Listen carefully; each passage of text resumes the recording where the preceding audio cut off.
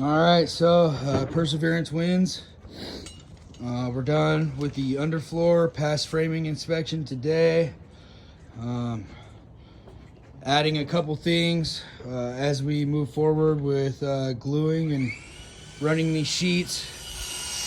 It's not called for, but I'm going to put a block on either side of these squash blocks for this post. It just means that it can never tip, kind of relieve some of the pressure. Concrete had to move this pad right here, so we had to shim it really well. And then we had to rerun our Titan bolts down into there.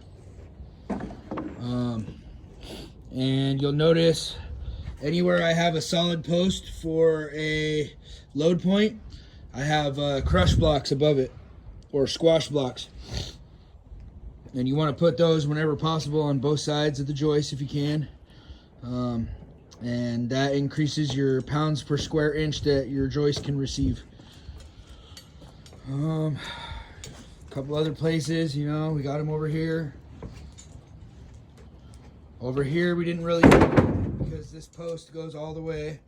And then the top of this wall is actually the bottom of our sheeting, so that's fully supported. So you don't need a squash block there. We snap our line because we don't want to really rip anything. And because this plate over here is so wide that you can't really snap a line on your foundation to follow through, we run those sides long, and then we'll hang a dry line. And then that also gives us action at kind of shimming up to our line this way, and it keeps us straight this way. And we'll usually put this about 1/8 of an inch inside the concrete or wherever it's going to float. So if there's like a bow in the wall or something, but you don't want to be any more than 1/4 inch sticking out past the concrete, because you want your hangers to have solid bearing. Then we snap a line.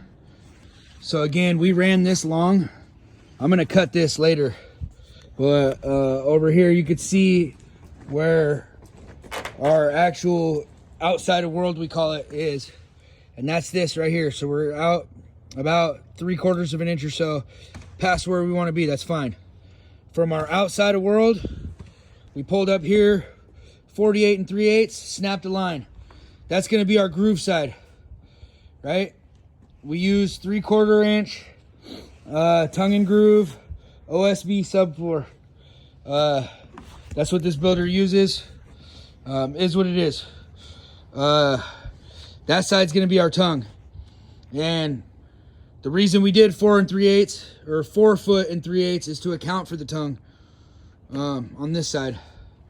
Although it wouldn't have really mattered in this situation. But sometimes we don't run this long and we don't want to have to trim it later. So it's just habit. 4 foot 3/8.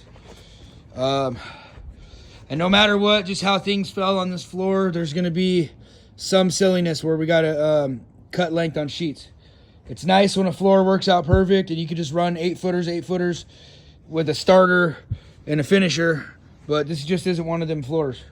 And the reason that is because I limited myself where I can stagger my sheets, because over here, because this is a load-bearing pony wall, I don't want to break any of my sheets right here.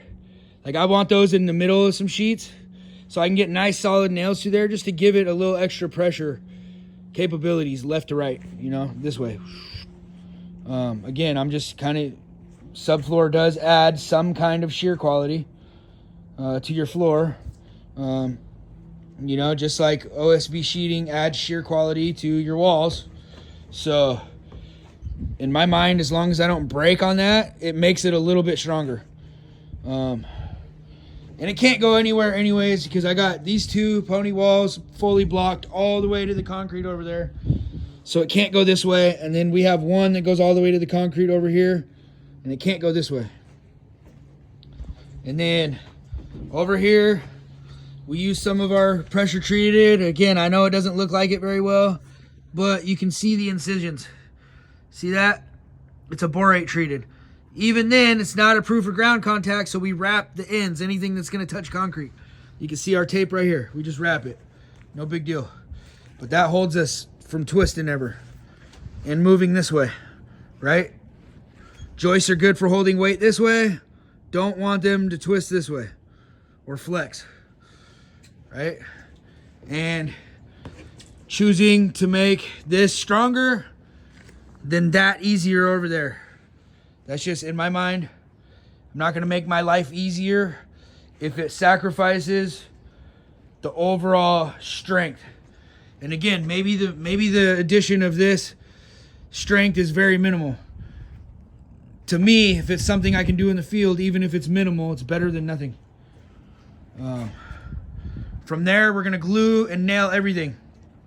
And even on this pressure treated right here, this borate treated, doesn't require galvanized nails. I'm still gonna nail it with galvanized nails. Over here, we're gonna use 2 3/8 by 0.113 ring shank nails. That's gonna help with your floors ever from squeaking. That being said, this company is gonna come through and they're gonna screw off the floor for the squeak-free floors anyways.